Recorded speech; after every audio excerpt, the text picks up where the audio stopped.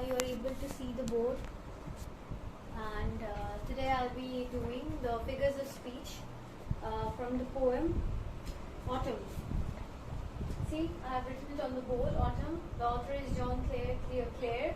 He was an English poet, and figures of speech, there are certain figures of speech which are used in the poem.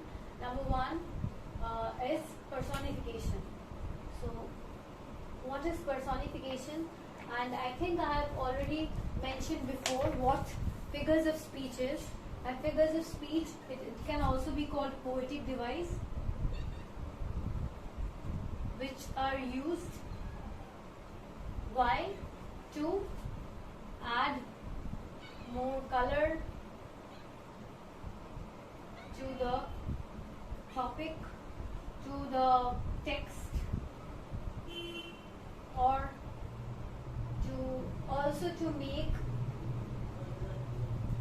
to make an ordinary thing extraordinary. An ordinary thing extraordinary. Extraordinary. So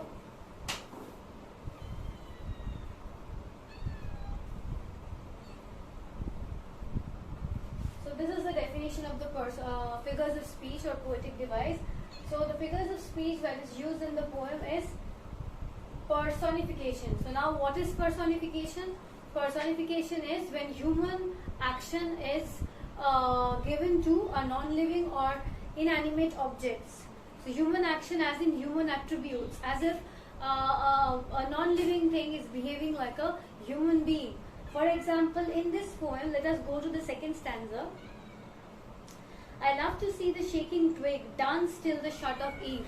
In these two lines, you will see that shaking twig. So the poet is saying the poet loves to see the shaking means moving, and twig means branches of a tree. So the poet loves to see the moving branches of a tree dance till the shut of eve. So now dancing is done by whom? Dancing is something which can be done by a human being. Trees cannot dance. So here we say that here the twig, shaking twig has been personified. Why? Because it is dancing till the evening.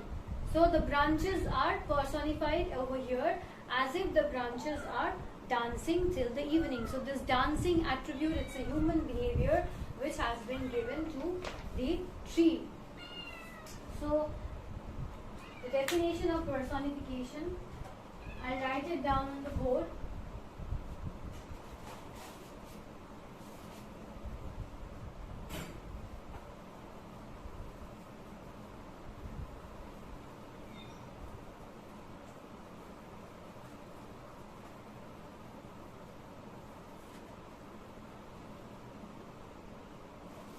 So there are two personifications in the second stanza, I guess. One is, I love to see the shaking twig dance till the shut of eve, this one. Another one is spring. Spring has been personified as a human being. That spring was just now flirting by. In summer's lap with flowers to light. So these two are the personifications. So let me write down the definition. That personification is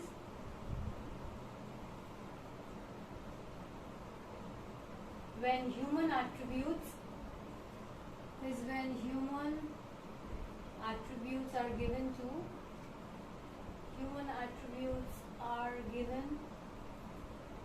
to a non-living thing. For example, here there are two, as I said. One is shaking twig. Shaking twig, dance till the shut of eve. Dance till the shut of eve. Another one is, this is number one. Number two is spring. Spring was just now flirting by. Spring was just now flirting by. So here flirting means playing, and spring is a season. So it as if spring was playing with the flowers, and slowly like a small child, spring was playing, and the spring passed away, and then the summer came. So this spring has been given this human attribute because spring is a small child who was flirting, who was playing. So spring is again personified. So in these two stanzas, in the second stanzas, there are two personifications that we can see. First is this shaking twig that danced till the shut of Eve, and the second one is the spring who was just flirting by in the summer's lap with flowers to lie. So these are the two personifications. So if you want, you can write it down on the in your copy. So I'll just wait for 1 minute so that you can copy it down.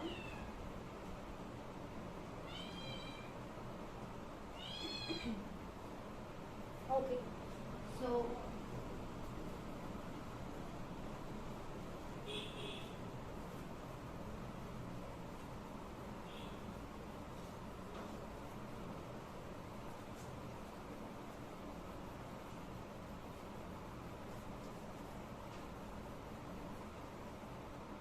this is the poem, that is Autumn by John Clare. Now there is another line in the poem, in the second stanza: I love to see the cottage smoke curl upwards through the naked trees. Naked trees, N-A-K-E-D.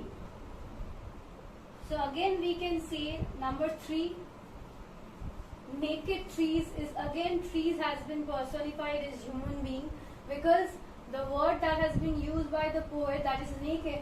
So naked is someone who is not wearing any clothes. So here the trees, all the dry and old leaves of the trees fell down on the ground, and so there were no leaves on the there were no leaves in the tree, and that's why the tree was looking like naked, as if the trees were not wearing any clothes. So this naked term has been used. So this human attributes of being naked, that has been given to trees. So we can see that trees has been personified. This is again another personification. So I hope in the second stanza we can see these 3 personification, and I hope these 3 personifications are clear with you people. So this autumn poem, it is a poem about the autumn season and about the autumn season, and also about nature, about birds, about the wind, the branches, the swirling of wind, the windmills, and also different kinds of birds. So this, all the things that are there in the nature has been seen with the eye of the poet, and he has described all these things, all this natural scenario in a very detailed and very impressive manner that impresses us a lot. So I hope the poem Autumn by John Clare is a poem that will definitely remain in your mind and also in your heart forever. So that is it. So I'll be ending my video over here. So I think I'll be meeting again with you in the next video, and I'll be coming with something different, with some other prose or poem. So till then, bye all of you, take care. Thank you.